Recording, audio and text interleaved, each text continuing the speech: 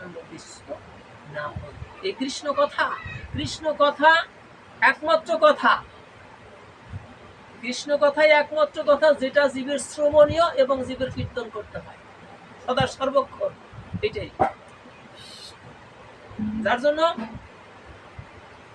যখন শ্রী শুকবাদ গোস্বামী মহারাজ পরীক্ষিতের সন্নিধানে কৃষ্ণ কথা শ্রবণ করা ছিল, তখন মহারাজ পরীক্ষিত বললেন, হে গুরুদেব, আপনি ভগবানের লীলা কথা আমার সম্মুখে যা বর্ণনা করছেন এটা যেন সংক্ষেপে না হয়।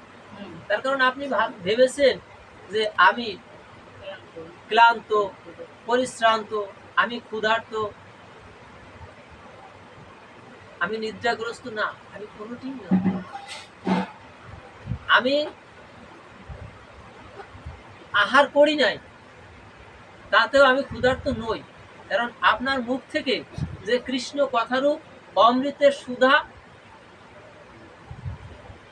এখানে প্রবহমান, আপনার মুখবাদান থেকে যে সমস্ত অমৃত কৃষ্ণ কথারূপ অমৃতের সুধা যখন আসছে, আমি সেই অমৃতের সুধা রস আস্বাদন করে পান করে আমি আমার সমস্ত জড় ক্ষুধা, আমার সমস্ত ক্ষুধা দূরীভূত হয়ে গেছে। আমি ক্লান্তও নই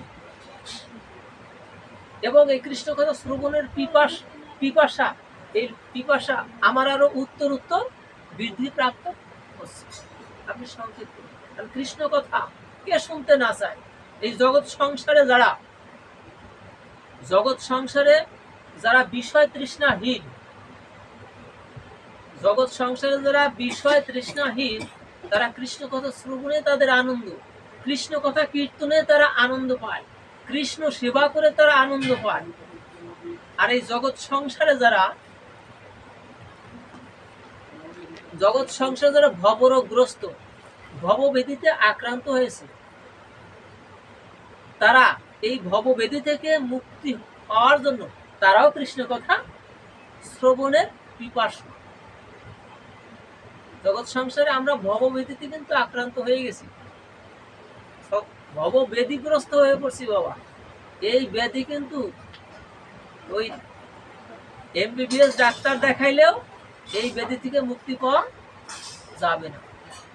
তার কারণ এই সংসারের থেকে দেখেন, আমরা সবকিছু আমাদের সবসময় স্মরণ থাকে, শুধু এক বিস্মরণ হয়, সেইটা হলো ভগবানের কথা। এটা আমরা বিস্মরণ হয়ে যায়।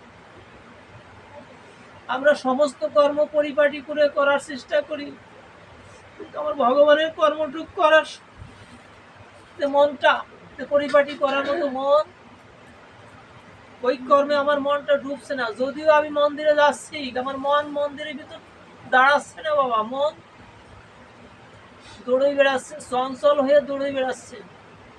আমি মন্দিরে আছি, আমার দেহ আছে, কিন্তু মনটা আমার মন্দিরের ভিতর নেই। কারণ কি? আমি রোগগ্রস্ত। কি রোগে? আমি ভবরোগগ্রস্ত।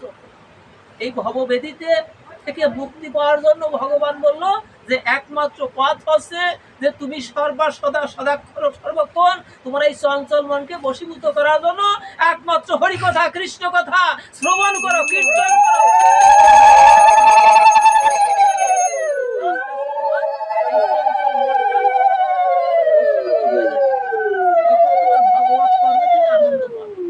ভগবানের সেবায় তুমি আনন্দ পাবে, তখন তোমার মন দৌড়ে বেড়াবে না, চঞ্চলতা থাকবে না।